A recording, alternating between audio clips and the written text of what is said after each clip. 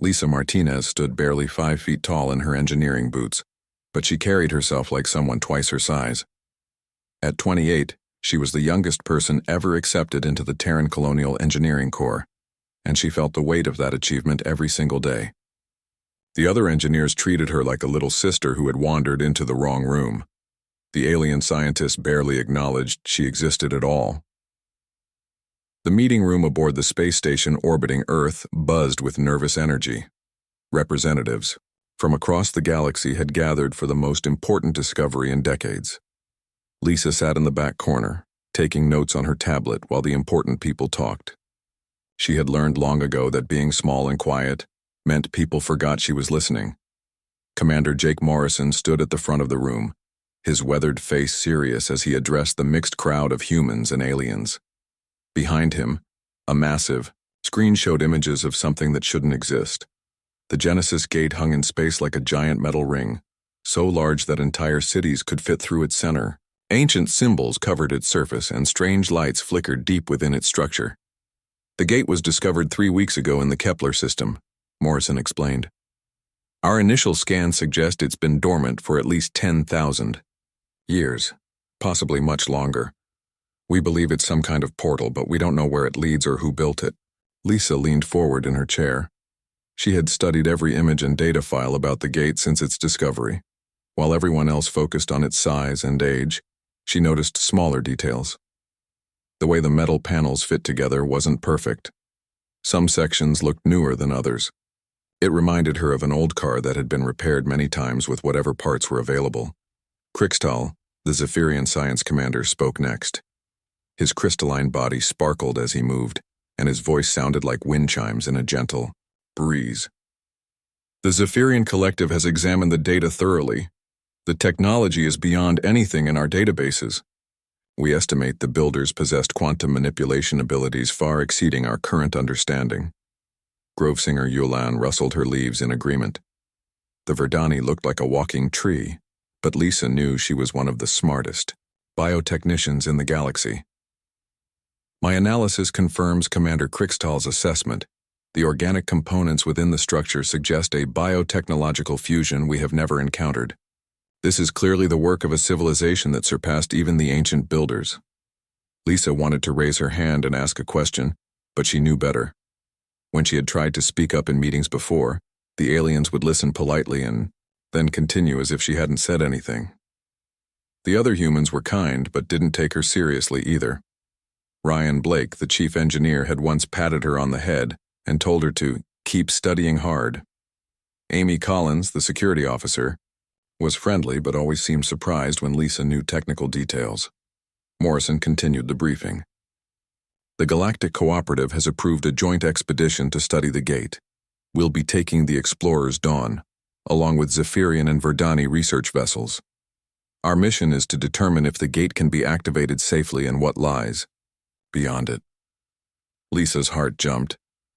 This was exactly the kind of mission she had dreamed about since joining the Corps.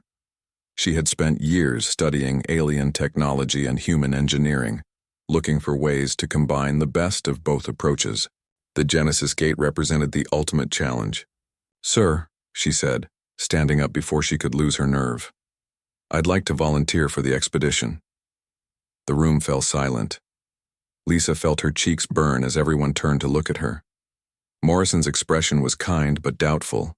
The aliens seemed confused about why she was speaking at all. "Lisa, this is going to be extremely dangerous," Morrison said gently. "We're dealing with technology we don't understand, in deep space far from any help. I think you'd be better served continuing your training here on Earth." "I've studied every piece of data about the gate," Lisa replied, trying to keep her voice steady. "I have theories about how it might work. I think I could help." Krixtal's crystalline form shimmered with what Lisa had learned was amusement. "Young human, the greatest minds in the galaxy have examined this artifact. The mathematics alone require computational power beyond your species' current capabilities. Perhaps it would be better if you observed from a distance and learned from your superiors." Lisa felt her face get hot, but she forced herself to stay calm. "With respect, Commander. Sometimes a fresh perspective can see things that experience might miss." Grove singer Yulan's leaves rustled in what sounded like laughter. Child, my people have been studying biotechnology for millennia before your species learned to make fire. The Zephyrians have mastered quantum physics while humans were still hitting rocks together. This is not a matter of perspective. This is a matter of capability. Ryan Blake shifted uncomfortably in his seat. Lisa could see he wanted to support her, but he also didn't want to argue with their alien allies.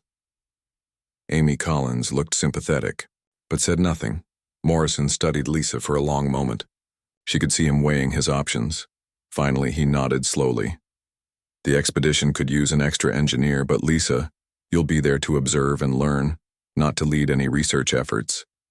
Is that understood? Yes, sir, Lisa said quickly, before anyone could change their mind. As the meeting broke up, Lisa gathered her things with shaking hands. She had gotten what she wanted, but she knew it came with a price.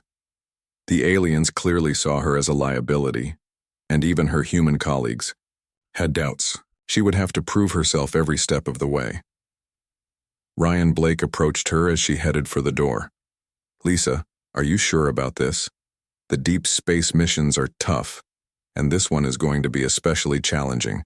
No one will think less of you if you decide to stay behind. Lisa looked up at him, her jaw set with determination.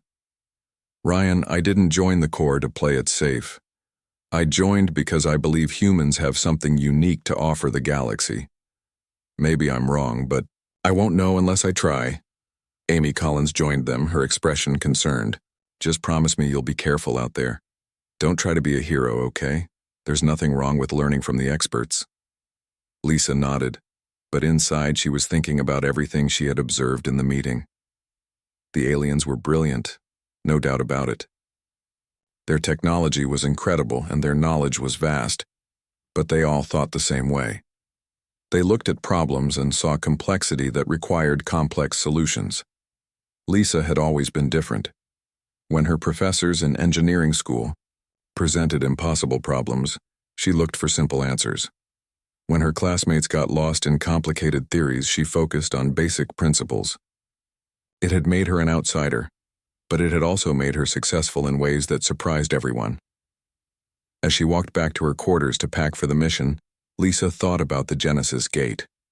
Everyone saw an ancient, sophisticated piece of technology that required advanced understanding to operate. But Lisa saw something else. She saw a machine that had been built to work, not to impress anyone. And machines, no matter how old or complex, followed basic rules. She might be the smallest person on the expedition, and certainly the least experienced. But she was also the only one who thought like a human engineer instead of trying to copy alien methods. That might not be enough to succeed, but it was all she had. The next morning, Lisa boarded the Explorer's Dawn with her single bag of personal items and a head full of ideas that no one wanted to hear. She didn't know if she would prove herself, or fail spectacularly. But she knew one thing for certain. She was going to give everything she had to solve the mystery of the Genesis Gate. The Genesis Gate looked like a giant metal donut floating in the darkness of space. Lisa pressed her face against the window of the Explorer's Dawn, watching as they approached the ancient structure. It was bigger than anything she had ever seen. Ships that could carry thousands of people looked like tiny dots next to it. First time seeing something this size? Asked Amy Collins, joining Lisa at the observation window. It's incredible, Lisa whispered. The pictures didn't show how massive it really is. The expedition had been traveling for 2 weeks to reach this dead system at the edge of known space. 3 ships had made the journey together. The Explorer's Dawn carried the human crew, while the Zephyrian vessel Crystal Harmony and the Verdani ship Living Root brought their alien scientists and equipment. Captain Morrison's voice came over the ship's communication system. All hands were approaching the Genesis Gate. Research teams prepare for initial scans. Lisa hurried to the science lab where the real work would happen. Ryan Blake was already there, setting up human scanning equipment. The devices looked simple compared to what she had seen on the alien ships, but Lisa knew they were reliable and easy to understand. Lisa, you can help by recording the data, Ryan said without looking up from his instruments. Try not to touch anything important. Lisa bit back her frustration and took the data pad he handed her. She had hoped to do more than just write down numbers, but she knew she had to prove herself slowly. The next few hours were busy as all 3 ships conducted their initial scans. Lisa watched the data stream across her pad, noting patterns and measurements. The gate's outer ring was made of some kind of metal alloy that didn't match anything in their databases. Strange symbols covered the surface, and faint energy readings suggested something was still active deep inside the structure. Commander Krickstall's voice crackled over the radio from the crystal harmony. Initial scans complete. The structure shows signs of quantum crystalline matrices embedded throughout the metal framework. We will begin detailed analysis immediately, Grovesinger Yulan reported from the living root. Bioscans detect organic neural networks integrated with the artificial components. This appears to be a hybrid technology combining living and mechanical systems. Most fascinating. Lisa looked at her own data and frowned. The human scanners showed something different. While the aliens were detecting complex quantum signatures and bioneural patterns, her instruments picked up simple electromagnetic fields and basic gravitational anomalies. It was like looking at the same object through different colored glasses. Over the following days, Lisa watched the alien scientists work their magic. Krickstall used crystalline resonance chambers that could analyze matter at the quantum level. His equipment filled an entire room on the crystal harmony, with rainbow lights dancing through crystal formations as they processed data. Grovesinger Yulan grew special bioneural interfaces that could connect directly with organic systems. Her laboratory looked like a garden, with vines and flowers that were actually sophisticated computers made from living plants. Both aliens were confident they would solve the gate's mystery within days. The quantum signatures are becoming clearer, Krickstall announced during their daily progress meeting. We have identified at least 17 different activation points along the gate's surface. Each one requires a specific frequency resonance to trigger. My bioneural analysis confirms the commander's findings, added Yulan. The organic components are waiting for the correct biochemical signals. Once we provide the proper input, the gate should activate. Lisa raised her hand tentatively. I've been looking at the human scanner data, and I noticed something different. The electromagnetic readings suggest the gate might not be one single system. It looks like it was built in sections over time. Krickstall's crystalline body flickered with impatience. Young human, electromagnetic readings are quite primitive compared to quantum analysis. What you are seeing are simply surface variations that have no bearing on the gate's true function. But what if the builders used different methods for different sections? Lisa persisted. Maybe that's why it's been dormant for so long. Maybe it needs multiple types of activation. Grovesinger Yulan rustled her leaves dismissively. Child, we have analyzed this structure down to the molecular level. If there were multiple systems, our bioneural networks would have detected them immediately. Captain Morrison looked sympathetic but didn't argue with the alien experts. Ryan, Blake gave Lisa an encouraging smile but clearly thought she was out of her depth. Amy Collins just shrugged as if to say, at least you tried. The aliens spent the next 3 weeks attempting to activate the gate. Lisa watched from the sidelines as they tried method after method. Krickstall's quantum resonance chambers sent precisely calculated energy pulses at the activation points he had identified. Nothing happened. The gate remained cold and silent. Grovesinger Yulan attempted to interface her bioneural networks with the organic components embedded in the gate structure. Her living computers stretched toward the ancient artifact like flowers reaching for sunlight, but they were rejected every time. The gate systems wouldn't accept the connection. Lisa used this time to conduct her own quiet investigation. While the aliens focused on their sophisticated scans, she used basic human tools to study the gate from a different angle. Her electromagnetic sensors picked up patterns that the quantum scanners missed. Her simple gravitational detectors found stress points that the bioneural networks couldn't identify.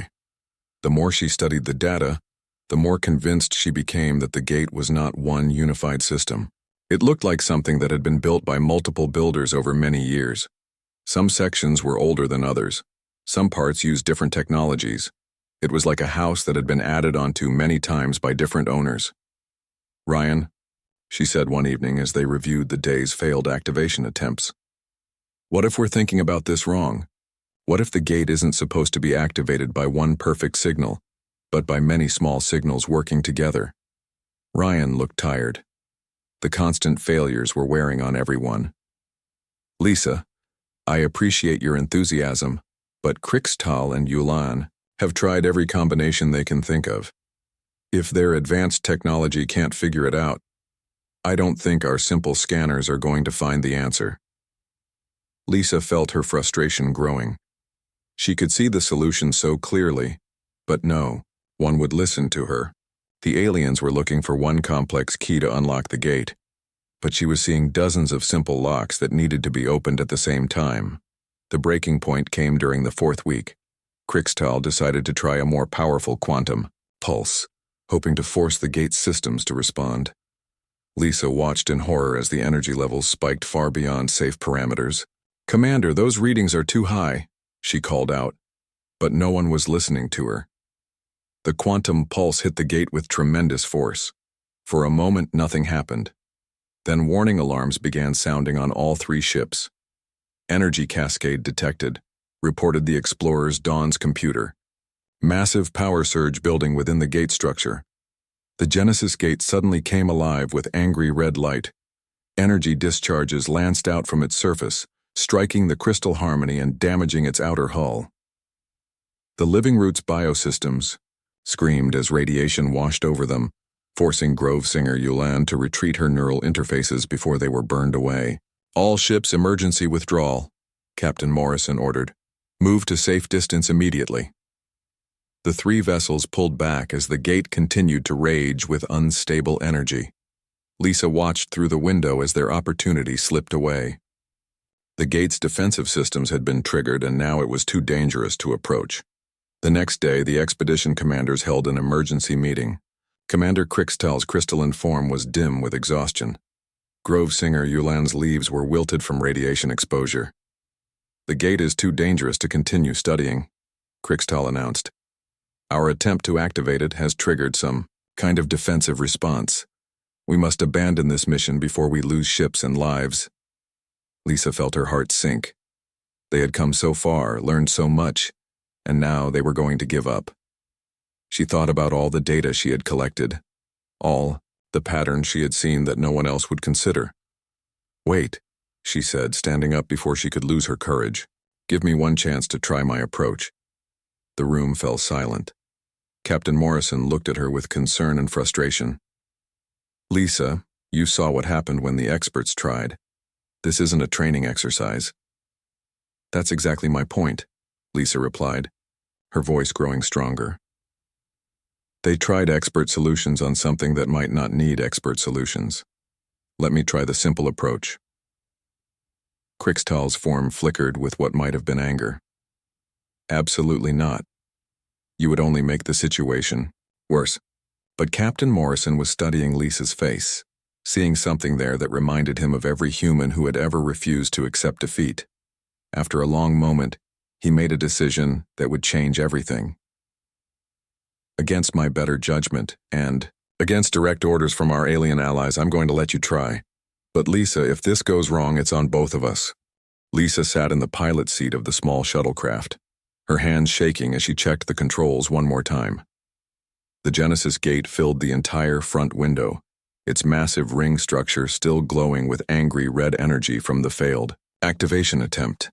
Behind her, packed into every available space, were the tools she had requested from the ship's storage bays. "Lisa, are you absolutely sure about this?" Captain Morrison's voice crackled through the radio. "The radiation levels are still dangerous, and if the gate's defenses activate again—" "I'm sure, Captain," Lisa replied, though her voice wasn't as steady as she wanted it to be. "The defensive systems only triggered because they were hit with one massive pulse. My approach will be different." She could hear the argument continuing on the command channel. Commander Krixtal was furious that she had been given permission to try. Grovesinger Yulan kept insisting that human technology would only make things worse. Even Ryan Blake and Amy Collins were worried about her safety. Lisa switched off the radio and focused on her plan. She had spent the last 2 days studying every piece of data the expedition had collected. While the aliens looked for complex solutions, she had mapped out something much simpler. The gate wasn't one machine that needed one key. It was dozens of smaller systems that needed to work together, like an old-fashioned clock with many gears. The shuttle moved slowly toward the gate. Lisa had loaded it with basic human tools that would have made the alien scientists laugh. Mining charges normally used to blast through asteroids, welding torches for cutting and heating metal, electromagnetic pulse generators designed to restart dead engines. Simple tools that any human mechanic would recognize. As she got closer to the gate, Lisa could see the details that her scanners had detected. The surface wasn't smooth like it appeared from a distance. It was made up of thousands of metal panels, each one slightly different from the others. Some were darker, some lighter. Some had more symbols carved into them, others had fewer. It really did look like something that had been built over many years by different people. Lisa's first target was a section near the gate's outer edge where her electromagnetic sensors had detected an unusual pattern. She maneuvered the shuttle close to the ancient metal surface and activated her first tool. The welding torch reached out from the shuttle's mechanical arm and began heating a specific area of the gate's hull. Nothing happened for several minutes. Then gradually symbols began to glow with faint blue light where the heat was applied. Lisa smiled. The alien scanners had been too sophisticated to notice that some of the gate's systems were activated by simple temperature changes. "What is she doing?" came Crystal's voice over the radio, which Lisa had turned back on to monitor the other ships. "It looks like she's using a welding torch on the gate's surface," Ryan Blake reported, his voice filled with disbelief. "She's damaging an ancient artifact," Grove singer Yolande protested. "This is vandalism, not science." Lisa ignored the complaints and moved to her next target. This section showed signs of stress fractures in the metal, suggesting that it needed mechanical pressure to function properly. She positioned one of her mining charges carefully and set it for a very small explosion, just enough to shift the metal panels slightly. The controlled blast worked perfectly. The stress fractures aligned properly, and another section of the gate began to glow with soft green light. Lisa could see energy flowing through channels in the metal, connecting to the section she had heated earlier. "Two systems active," she said into her radio, moving to position 3. "Lisa, the energy readings are climbing," Captain Morrison warned. "Are you sure you know what you're doing?" Lisa wasn't sure at all, but she couldn't stop now. Her electromagnetic pulse generator was next. She had identified a section of the gate that contained what looked like ancient electronic circuits. They were probably dead after thousands of years, but maybe they just needed a jump start, like an old car with a dead battery. The EMP blast hit the circuit section with precisely controlled electromagnetic energy. For a moment, nothing happened. Then lights began flickering to life across an entire segment of the gate. Lisa could see the ancient electronics coming back to life, connecting to the other systems she had already activated. "Impossible," breathed Crystal. "The quantum signatures are synchronizing. How is she doing this with such primitive methods?" "Because they're not primitive," Lisa said, surprising herself by speaking up on the command channel. "They're simple.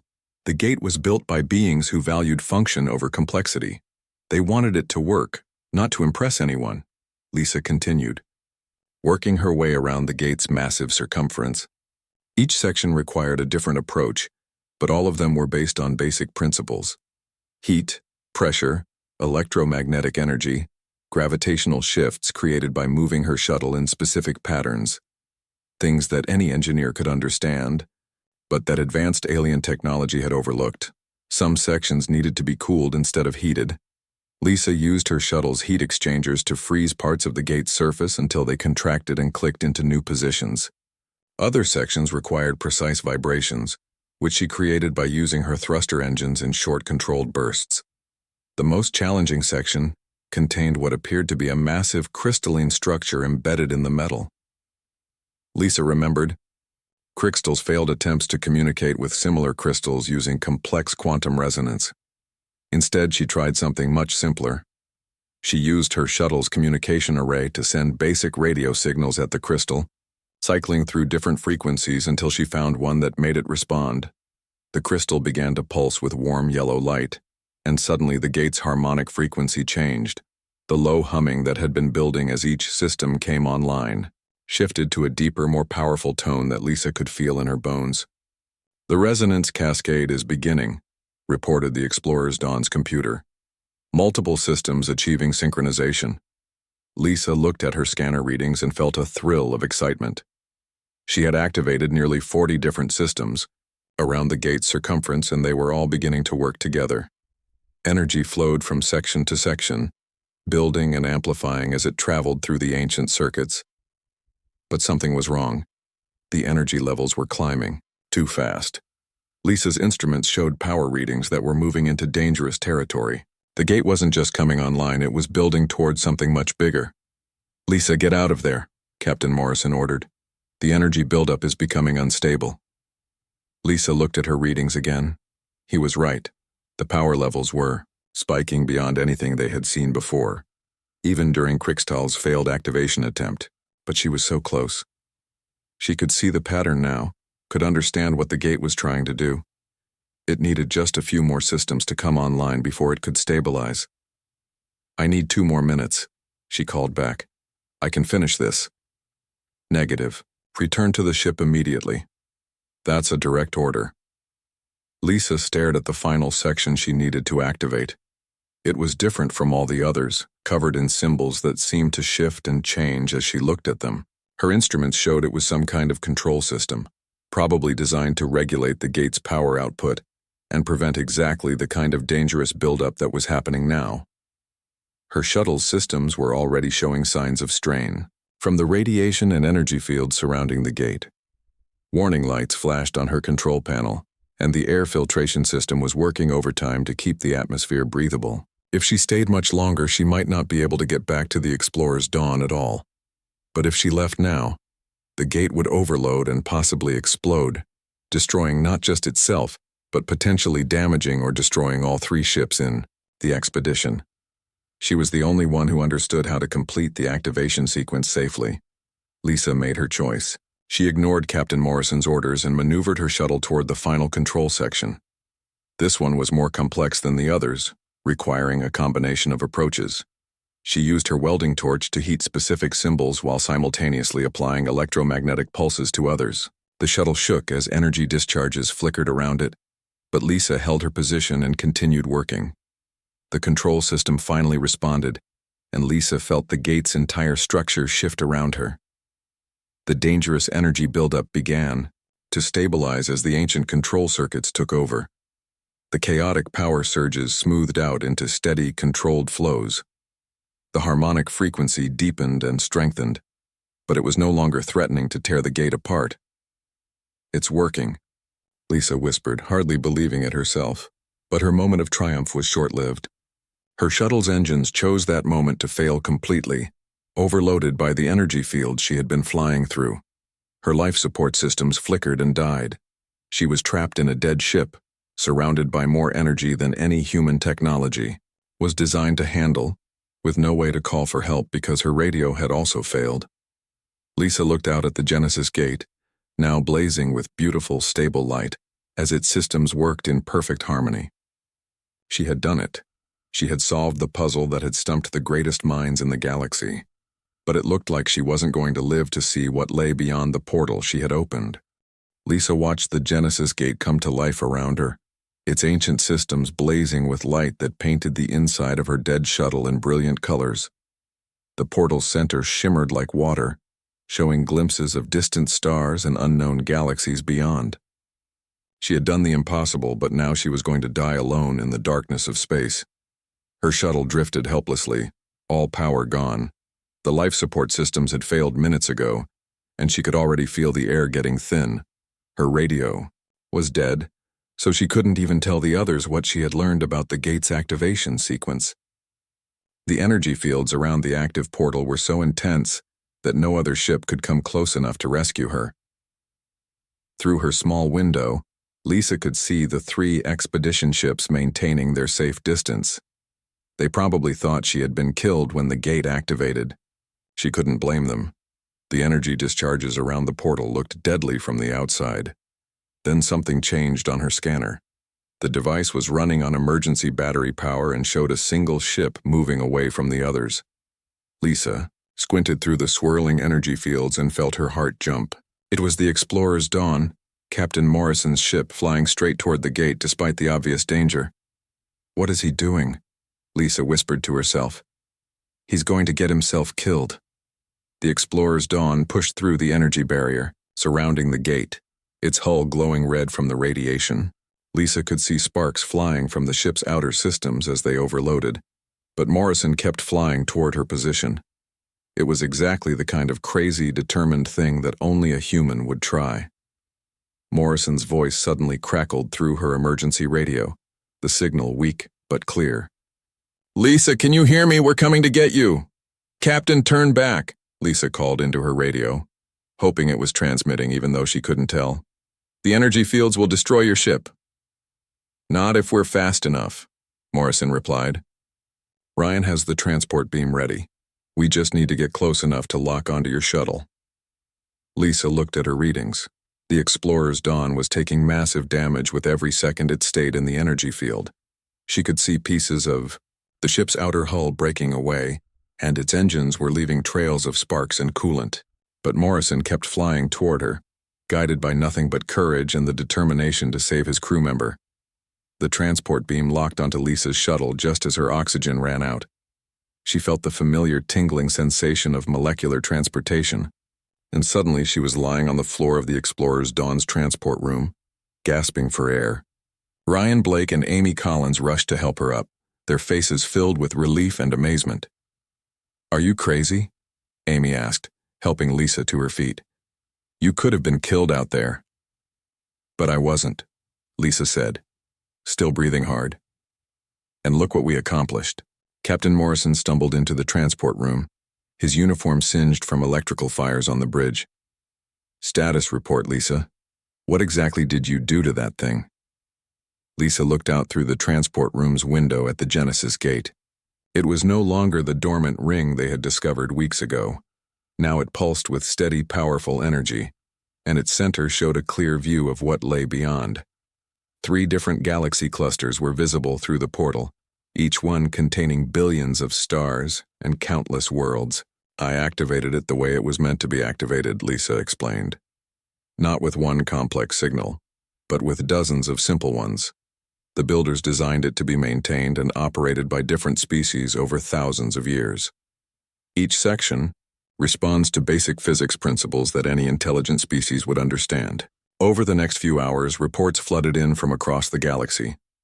The Genesis Gate's activation had been detected by every major civilization in the known universe. The portal was stable and appeared to lead to 3 previously unknown galaxy clusters, each one larger than their home galaxy. Commander Crickstall was the first to formally apologize. His crystalline form flickered with what Lisa had learned was embarrassment as he spoke over the communication channel. "Engineer Martinez, I owe you a profound apology. Your success demonstrates that sometimes the most elegant solution is also the simplest one. The Zephyrian Collective would be honored to learn from your approach." Grove Singer Yolan's leaves rustled with what sounded like admiration. "Young human, you have taught this old tree a valuable lesson. My people have spent so long perfecting our biotechnology that we forgot the beauty of basic engineering. We request permission to study your activation methods for future missions." But the real change came in the days that followed. The Galactic Cooperative's High Council held an emergency session to discuss the implications of Lisa's discovery. For the first time in galactic history, a junior species had achieved something that the elder races could not.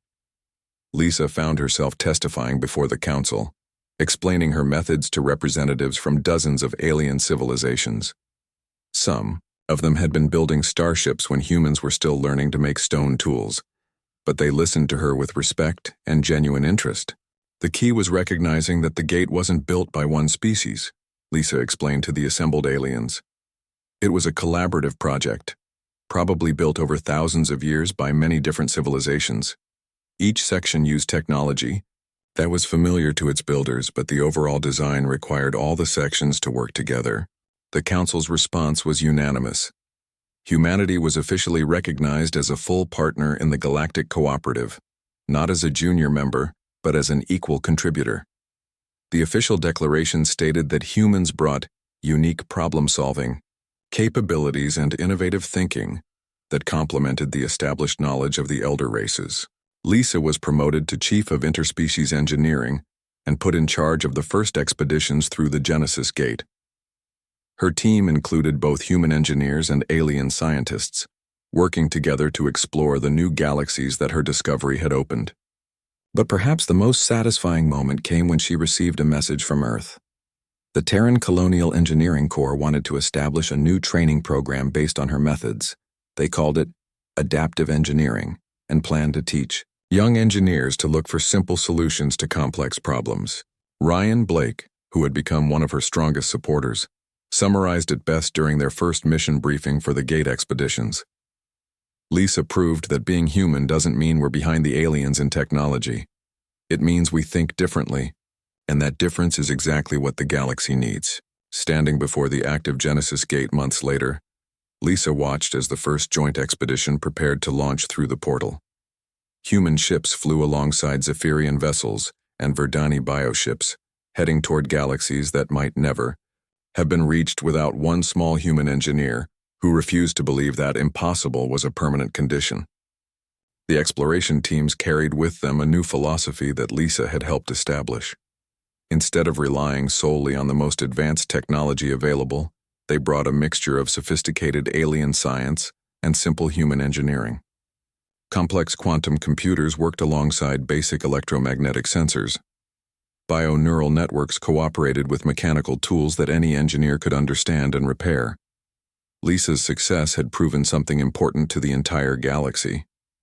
Intelligence wasn't just about having the most advanced technology or the most sophisticated understanding of physics. Sometimes the smartest approach was the simplest one, and sometimes the best solution came from someone who was willing to try what everyone else thought was too basic to work. As she watched the expedition disappear through the shimmering portal, Lisa smiled and thought about all the young engineers back on Earth who were learning her methods. They would face their own impossible challenges someday, and when they did, they would remember that being human meant finding ways to succeed when everyone else said it couldn't be done. The Genesis Gate pulsed with steady light, its ancient systems working perfectly under the control of someone who had treated it not as a mysterious artifact, but as a machine that wanted to do its job. Lisa had given it what it needed, and in return, it had given humanity a place among the stars as equals, not as followers, but as the species that could find simple answers to the galaxy's most complex questions.